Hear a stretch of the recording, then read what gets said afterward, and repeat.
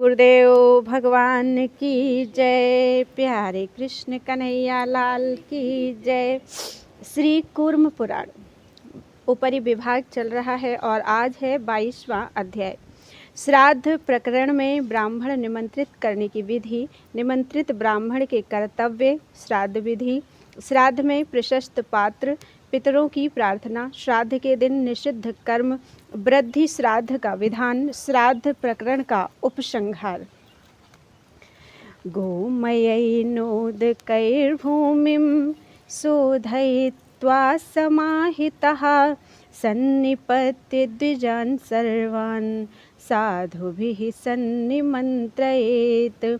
श्वो भविष्यति मे श्राद्धं पूर्वेद्युरभिपूज्य च असंभवे परेद्युर्वा यथोक्तैर्लक्षणैर्युतान्। व्यास जी बोले, सावधानी पूर्वक गोबर और जल से श्राद्ध भूमि को शुद्ध कर सभी ब्राह्मणों की सेवा में पहुंचकर सज्जन पुरुषों द्वारा उन्हें निमंत्रित करना चाहिए। श्राद्ध के पहले दिन ब्राह्मणों की नम्र भाव से आदर पूर्वक पूजा कर उनसे कहना चाहिए, कल हमारे यहाँ श्राद्ध होगा, आप लोग कृपा कर पधारें। ऐसा असंभव होने पर दूसरे दिन अर्थात श्राद्ध के ही दिन यथोक्त लक्षणों से समन्वित ब्राह्मणों को निमंत्रित करना चाहिए। मन के समान शीघ्र गति वाले पितर जब यह सुन लेते हैं कि श्राद्ध काल उपस्थित है, तब परस्पर विचार कर श्राद्धकर्ता के यहाँ एकत्र हो जाते हैं। अंतरिक्ष में विचरण करने वाले पितर वायु रूप से स्थित रहते हैं, ब्राह्मणों के साथ भोजन करते हैं और भोजन करके परम गति प्राप्त करते हैं। श्राद्ध का समय आने पर सभी आमंत्रित ब्राह्मणों को संयमी और ब्रह्मचर्य परायण होकर रहना चाहिए। श्राद्ध करने वाले को क्रोध, उतावलापन तथा प्रमाद का त्याग कर समाहित होना चाहिए, सत्य बोलना चाहिए, उसे भार का ढोना, मैथुन, मार्गगमन और जप का किसी कामना परक यज्ञादि का श्राद्ध के समय परित्याग करना चाहिए। पहले से ही निमंत्रित ब्राह्मण यदि किसी दूसरे का निमंत्रण स्वीकार करता है तो वह घोर नरक में जाता है और बाद में शूकर की योनि प्राप्त करता है। किसी एक ब्राह्मण को आमंत्रित करके जो मोह से दूसरे को आमंत्रित करता है, वह व्यक्ति उससे भी अधिक पापी होता है, जो निमंत्रित होने पर भी दूसरी जगह जाता है और विष्ठा का कीड़ा होता है। श्राद्ध में निमंत्रित जो ब्राह्मण मैथुन करता है, वह ब्रह्म हत्या के पाप को प्राप्त करता है और बाद में तिर्यक योनि में उत्पन्न होता है। श्राद्ध में निमंत्रित जो दुर्बुद्धि ब्राह्मण यात्रा करता है, उसके पितर उस महीने धूलि का भक्षण करते हैं। श्राद्ध में निमंत्रित जो ब्राह्मण कलह करता है, उस महीने में उसके पितर मल का भोजन करते हैं। इसलिए श्राद्ध में निमंत्रित ब्राह्मण को नियतात्मा, क्रोध शून्य तथा शौच परायण रहना चाहिए और श्राद्धकर्ता को भी जितेंद्रिय होना चाहिए।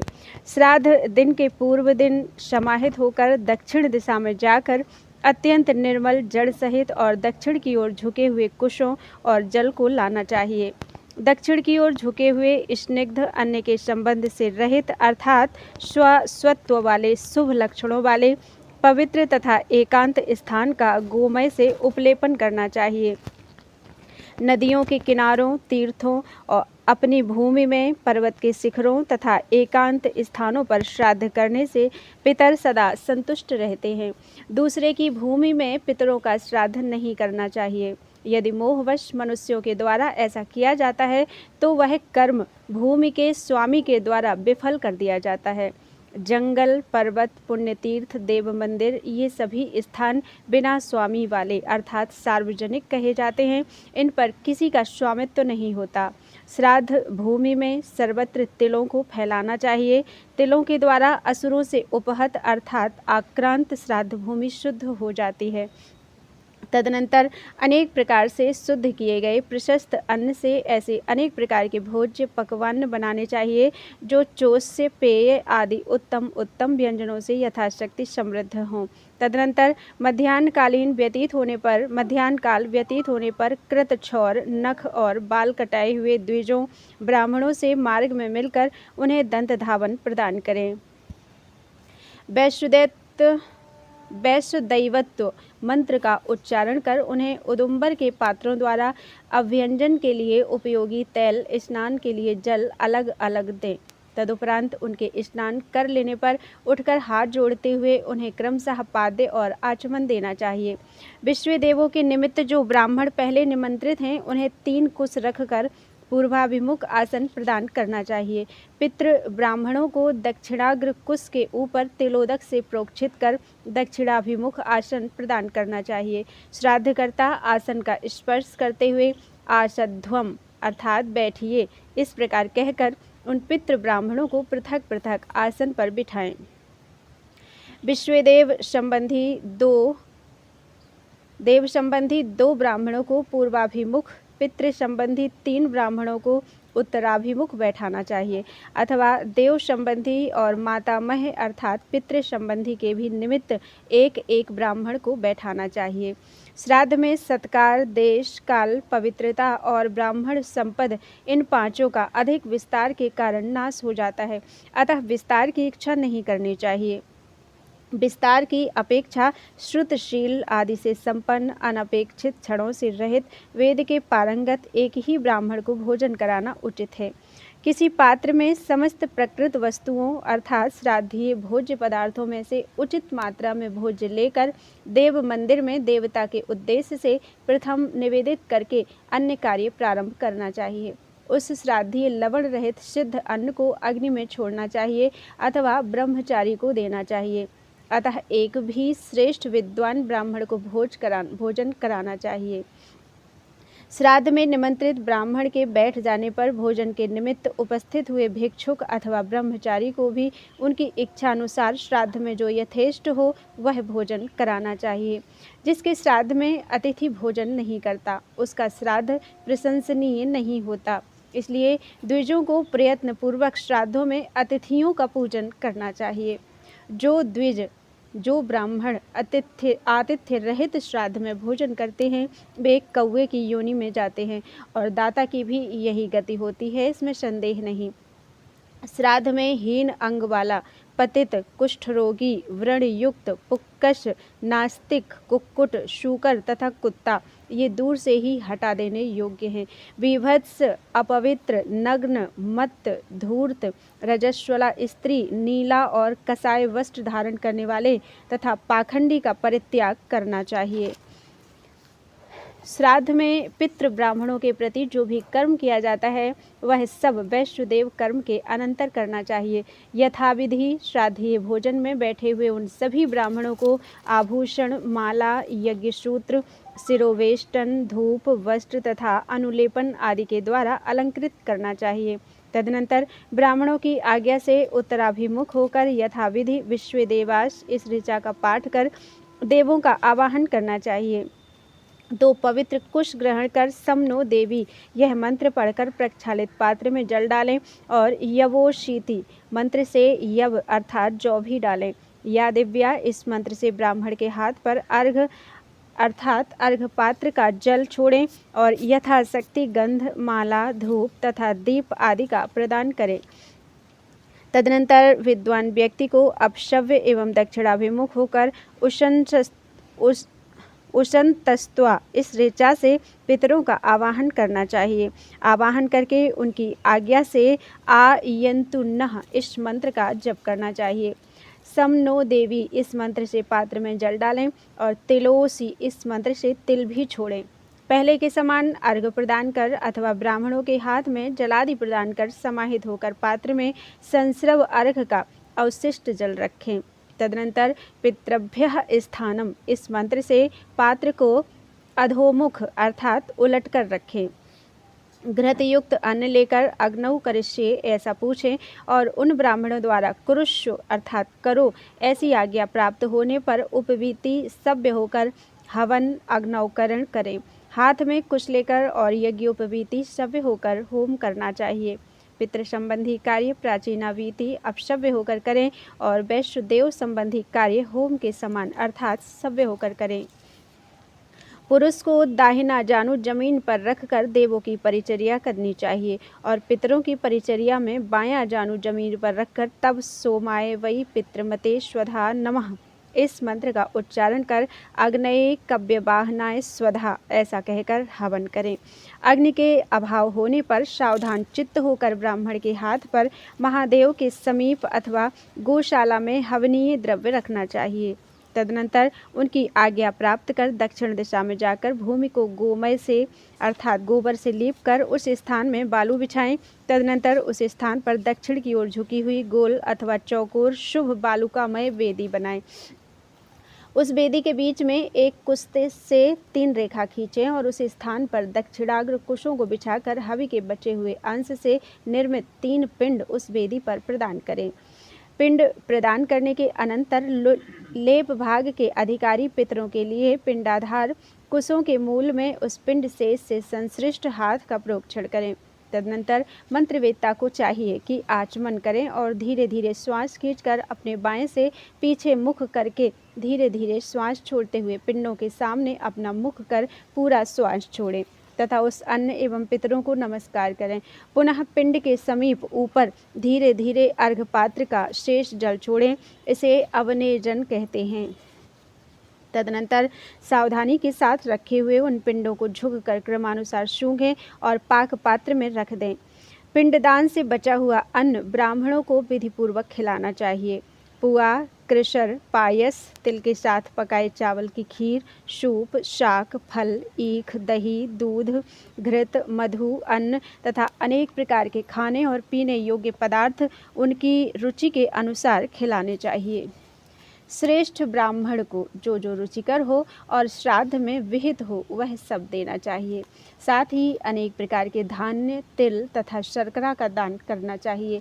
कल्याण प्राप्त करने की इच्छा वाले श्राद्धकर्ता को चाहिए कि ब्राह्मणों को फल, मूल और पानक अर्थात विविध स्वादयुक्त पेय पदार्थ विशेष को छोड़कर अन्य सभी अन्न उष्ण अवस्था में गरम गरम प्रदान करें। श्राद्धकर्ता कभी भी अश्रुपात ना करे, न कोप करे, न झूठ बोले, पाँव से अन्न को स्पर्श ना करे और न अन्न का पैरों से अवधूनन अर्थात मर्दन करे। क्रोध करके जो दिया जाता है, जल्दी जल्दी जो भोजन किया जाता है और बोलते हुए जो खाया जाता है, उस पदार्थ को राक्षस हरण कर लेते हैं। ब्राह्मणों के समीप श्वेद युक्त शरीर से ना रहें। श्राद्ध स्थल से शेन, कौआ आदि पक्षियों को हटाना नहीं चाहिए, क्योंकि संभव है इनके ही रूप में पितृगण वहाँ खाने की इच्छा से आए हों। वहाँ श्राद्ध में हाथ से प्रत्यक्ष लवण नहीं देना चाहिए।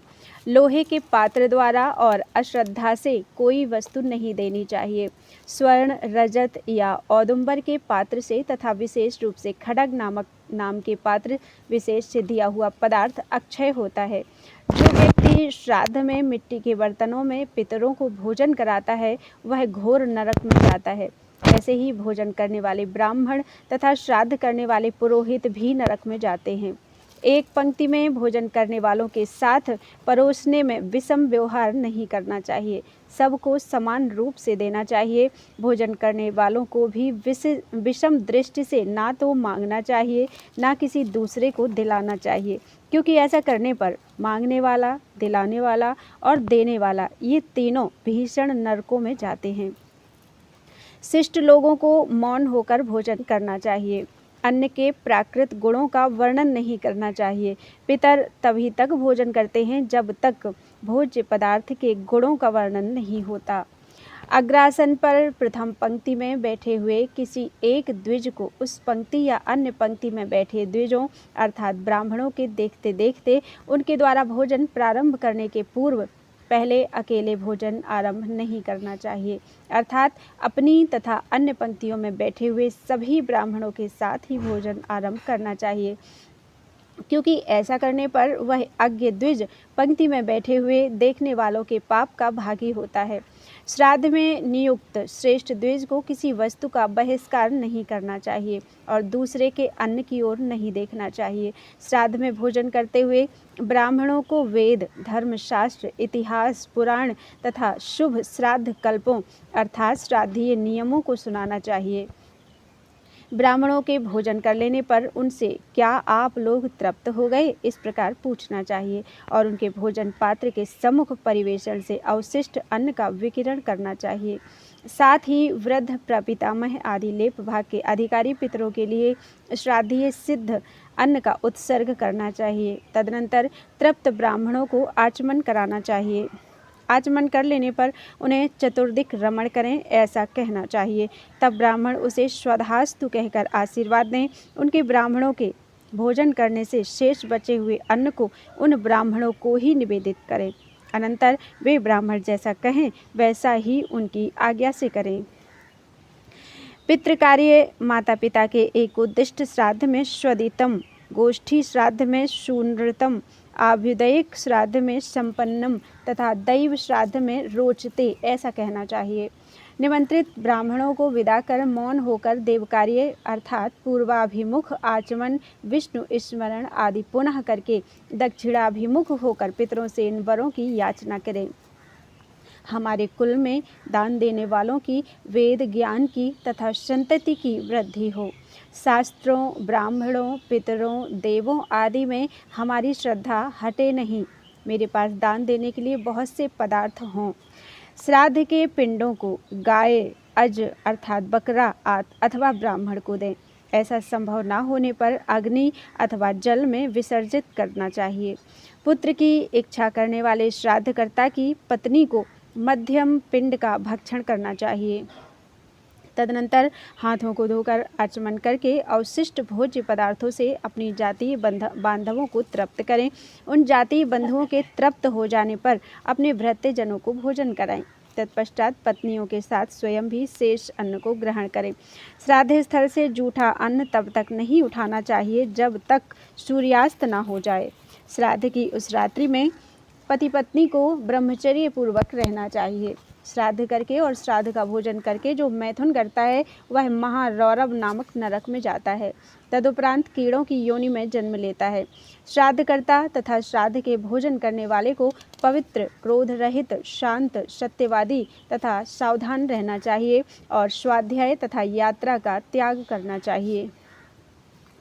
किसी एक श्राद्ध में भोजन करने के बाद जो ब्राह्मण दूसरे श्राद्ध में भोजन करते हैं वे महापातकियों के समान हैं और बहुत से नरकों में जाते हैं। इस प्रकार आप लोगों से मैंने सनातन श्राद्ध कल्प का वर्णन किया। उदासीन, अनासक्त तत्ववेत्ता को नित्य अपक्व अन्न से श्राद्ध करना चाहिए। अग्निहोत्र से रहित, यात्रा करने वाले अथवा व्यसन से युक्त, किसी प्रकार की आपत्ति या रोग से ग्रस्त, श्रद्धालु और विधि को जानने वाले द्विज को आम श्राद्ध, अपक्व अन्न से किया जाने वाला श्राद्ध करना चाहिए।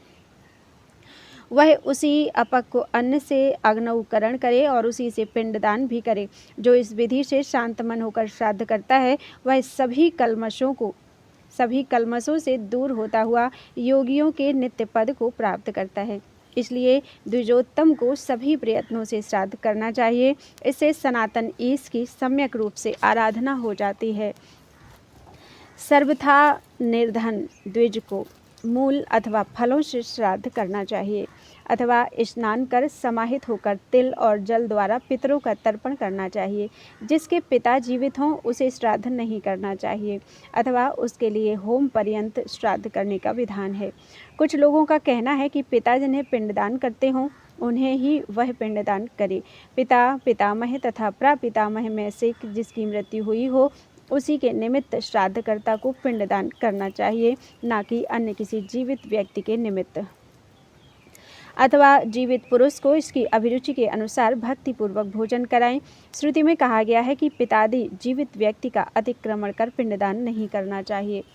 द्वयामुष्यायणिक अर्थात शास्त्रीय विधि से विवाह के लिए किसी वर को चुना जाए और उसे यह वचन दे दिया जाए कि मैं अपनी कन्या का विवाह तुमसे करूँगा। वह वर दैववश यदि गत हो जाए तो शास्त्रानुसार उस वाग्दत्ता कन्या का पुनर्विवाह संभव नहीं है। किंतु दिवंगत वर को पिंड देने के लिए और उसकी संपत्ति के स्वामित्व के लिए पुत्र की आवश्यकता हो तो उस वाग्दत्ता कन्या का देवर या सगोत्र से विवाह करना शास्त्र विहित है। यही नियोग विवाह है। इससे उत्पन्न पुरुष को द्वयामुष्यायणिक कहते हैं। तो द्वयामुष्यायणिक पुत्र बीजी एवं क्षेत्री दोनों पिताओं को पिंडदान करें। यह पुत्र संपत्ति का आधा भाग ले सकता है। जो पुत्र नियोग विधि से उत्पन्न नहीं है, शुल्क अर्थात मूल्य देकर गृहीत है, वह बीजी, जिस पुरुष के बीज से उत्पन्न हुआ है वह बीजी है, उसको पिंडदान करेगा और क्षेत्राधिकारी पिता के पिंडदान का उसे अधिकार नहीं होता। नियोग से उत्पन्न पुत्र को क्रमशः क्षेत्री और बीजी को 2 पिंड देने चाहिए। एक एक पिंड देते समय क्रमशः अलग अलग दोनों का नाम कीर्तन करना चाहिए। पिता की मृत्यु तिथि में विधिपूर्वक एक उद्दिष्ट श्राद्ध करना चाहिए। अपना अशौच समाप्त होने पर इच्छानुसार काम्य श्राद्ध किए जा सकते हैं। अभ्युदय की कामना करने वालों को पूर्वाह्न में ही आभ्युदयिक नांदी श्राद्ध करना चाहिए। देव कार्य के समान इसमें सभी कार्य करने चाहिए। तिलों का कार्य जौ से करना चाहिए। इसमें सीधे कुशों का प्रयोग करें। मोटक के रूप में द्विगुणीकृत कुशों का प्रयोग ना करें। युग्म ब्राह्मणों को भोजन कराएं और नांदी मुखाः पितरः प्रीयन्ताम् अर्थात नांदी मुख नामक पितर तृप्त हों, ऐसा कहना चाहिए। पहले मातृ श्राद्ध, तदनंतर पितृ श्राद्ध करना चाहिए। उसके बाद माता महादि का श्राद्ध होता है। वृद्धि श्राद्ध में इन्हीं 3 प्रकार के श्राद्धों का वर्णन हुआ है। देव कार्य, विश्वेदेव कार्य करने के अनंतर पिंडदान करना चाहिए। दाहिनी ओर से ही विश्वेदेव कार्य करना चाहिए। एकाग्र चित्त से सव्य होकर पूर्वाभिमुख होकर पिंडदान करना चाहिए। सर्वप्रथम नांदी श्राद्ध के पूर्व भक्तिपूर्वक गणेश्वरों से युक्त 16 मातृकाओं का पूजन करना चाहिए। मनोरम स्थंडिल प्रतिमा अथवा ब्राह्मणों में पुष्प, धूप, नैवेद्य, गंध तथा अलंकारों आदि के द्वारा 16 मातृकाओं का पूजन करना चाहिए। मातृगणों की पूजा कर विद्वान को चाहिए कि वह तीनों श्राद्ध करे। मातृ पूजन किए बिना जो श्राद्ध करता है, 16 मातृकाएं क्रुद्ध होकर उससे अप्रसन्न हो जाती हैं। इति श्री कूर्म पुराणे षट्सहस्रयां संहितायां उपरि विभागे 22वां अध्यायः। इस प्रकार 6000 श्लोकों वाली श्री कूर्म पुराण संहिता के उपरि विभाग में 22वां अध्याय पूरा हुआ। बोलो वृंदावन बिहारी लाल की जय। त्वदीयं वस्तु गोविंदम तुभ्यमेव समर्पितम्।